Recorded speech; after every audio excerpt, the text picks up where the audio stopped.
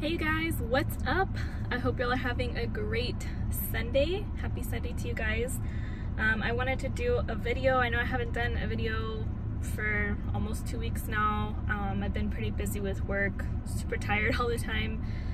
I'm gonna be doing 5 days of work next week, which my schedule is usually like a 12-hour shift, but thankfully 2 of the days we're teaching a trauma class, so it is not going to be quite as long of 2 days for me, but 3 12-hour shifts as well, so I'm pretty tired, but I wanted to talk about a few things that are going on that are pointing to the soon rapture of the church. You guys, we know that the church is going to be raptured very, very soon.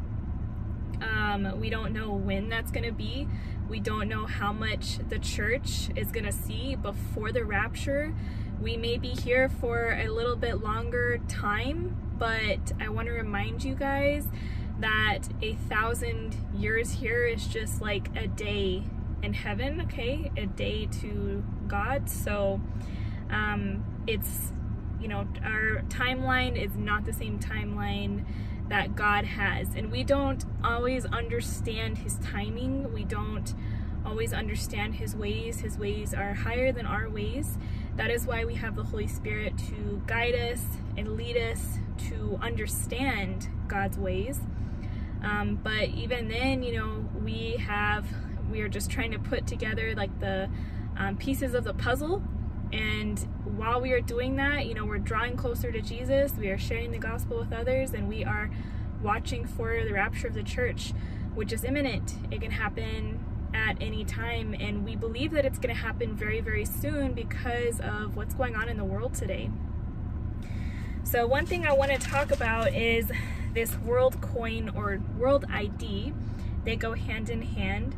I don't know if you guys have seen that orb looking thing, they call it the orb, that people are lining up to get their eyes scanned by this thing, and it's basically creating like a world ID for that individual. And so that way, once everyone has like a world ID, they can then be registered in order to get a world coin, which is kind of like it's a digital currency. So we see that in Revelation 13, when it talks about the mark of the beast, it says that all will be forced to take it, and also you will not be able to buy or sell without that mark.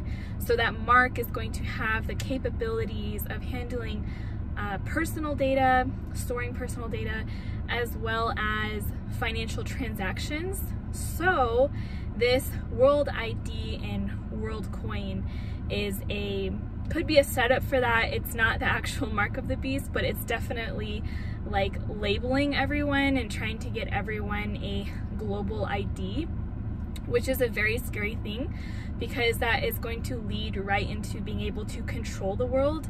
And we know also from Revelation 13 that there is going to be a one world government with the Antichrist as the head of this one world government. Everyone will have to worship him and follow him, be ruled by him, or be beheaded, right? So this is not the mark of the beast itself, this world coin, but you guys, we see the tribulation being set up right now, and the tribulation is coming like right around the corner, and we know from scripture that the rapture happens before the tribulation period. So something else, you know, I wanted to briefly talk about was social conditioning, because it's crazy how we see these people like lining up to at this orb, you know, to get their world ID. And so we saw what happened with the recent healthcare crisis. I have to be careful about what I say, but you know, that was 3 years already. It seems like time has really flown, honestly, but the world is still being socially conditioned ever since that to accept something that like the mark of the beast, you know, where you have to buy or sell, or you cannot buy or sell without this mark. And so we saw that with the MASK, we saw that with the VACCINE. You know, like I said, I have to be careful about what I say, but I know you guys, I'm sure you know what I'm talking about. You know, we were socially conditioned, the world was socially conditioned to accept the coming mark of the beast, which is not here yet. That will come during the 7-year tribulation period.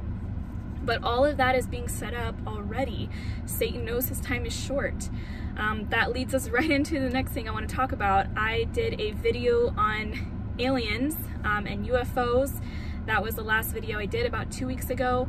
And you guys, it has the news media, the coverage on aliens and UFOs has just boomed. Like, it has expanded like exponentially.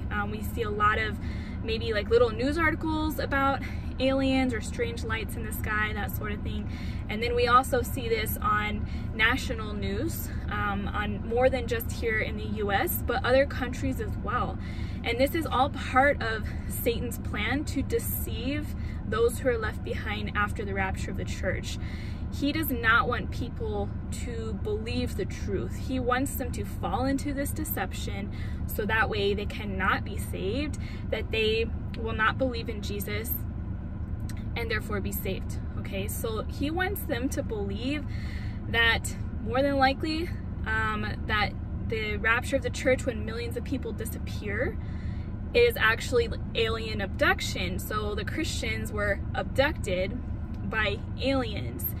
And there's a New Age belief as well that talks about re-education. I'm not sure if that's exactly the right term to use, but where I think it's the age of Aquarius, where people will be re-educated. So that could also feed into that lie as well, that deception where the Christians were taken by the aliens to be re-educated and then they'll come back later.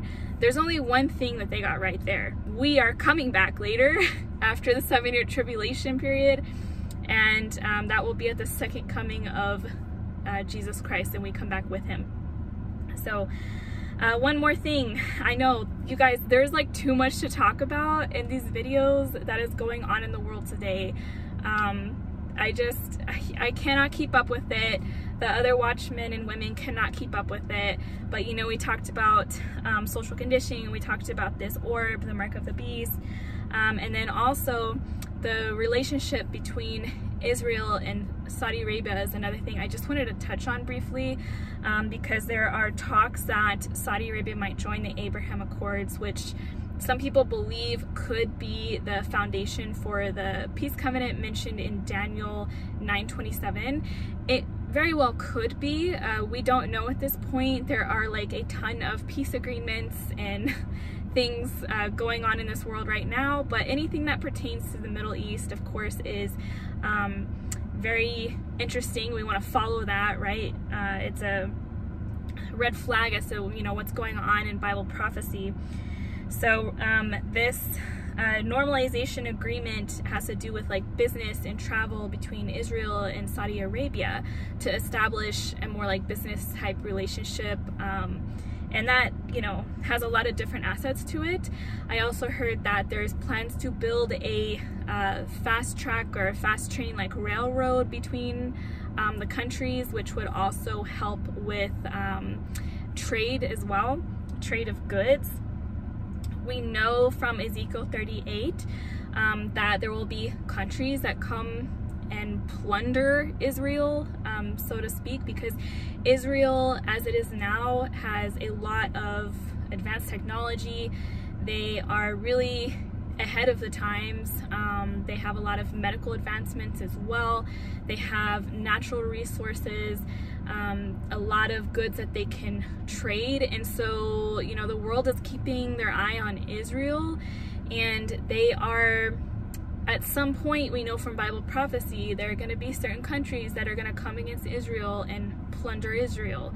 And so that could, this peace agreement could be like setting the stage for that, which this is not a true like peace agreement, okay? I want you guys to keep in mind that true peace will not actually come until Jesus comes at the second coming and sets up his millennial kingdom when we come back with him. Okay, so this is all like a false peace agreement. It's all false. It's not true peace. We know this because of Bible prophecy. This isn't us saying that, you know, that we had this in a dream or the Lord told us or this and that, and I'm, you know, not trying to put that kind of stuff down, but this is actually in the Bible. It's Bible prophecy, so we know how things are going to play out before they do. Okay, so those are just some things that I wanted to bring up with you guys. You know, the relationship between Israel and Saudi Arabia is a big one. I don't have it written down here, but also there is continued talk about building the third temple. There has been talk about building the third temple for some time, but we know it's going to happen once again because Bible prophecy tells us that the third temple will be built, and at the midpoint of the tribulation period, 3.5 years in, the Antichrist is going to go into the temple and declare himself to be God. So therefore the temple has to be built by then, and they do have all the materials. They have the priests, which I believe have already been trained and they're like ready to go. The last time I checked, I think they still had like 1 or 2 red heifers that were still eligible for the sacrifice that I think it's purifying the temple. You can correct me if I'm wrong on that. But so they kind of have everything ready to go. They even have the blueprint and all of that, and they're just waiting. They're sitting on G, waiting on O to build this temple, and it has a lot to do with the unrest that is still going on in the Middle East. So of course anything that mentions peace in the Middle East is just like a big red flag for us. You know, we're like, what's going on? Because that temple could be built at, you know, any point. We don't know necessarily if that is going to happen right at the start of the tribulation, but I believe that the Daniel 9:27 covenant is going to have a lot to do with that, where the temple will be allowed to be built, and then they will be able to put this thing up within 3.5 years, if not sooner. They say that they can put it up in less than a year. So of course we don't know, because the tribulation period is going to be pretty hectic from the very beginning, so it may not, you know, take less than a year, but by that 3.5 year mark, it's going to be a done deal, and the Antichrist is going to be standing in the temple declaring himself to be God. So we see talk about the third temple. We see these, you know, peace agreements popping up that have to do with the Middle East. We see the social conditioning for the mark of the beast. There are so many other things going on. Like I said, it is so hard to stay updated myself, let alone make videos about it to share with you guys. So I'm interested in what you have to say about these things. Just pop a comment below and I will try to reply, you know, as soon as I can, and read them as soon as I can. But anyways, you guys, that's it for today. I hope you guys have a great rest of your day. God bless you, and it is a great day to be raptured. I'll see you in the clouds very soon.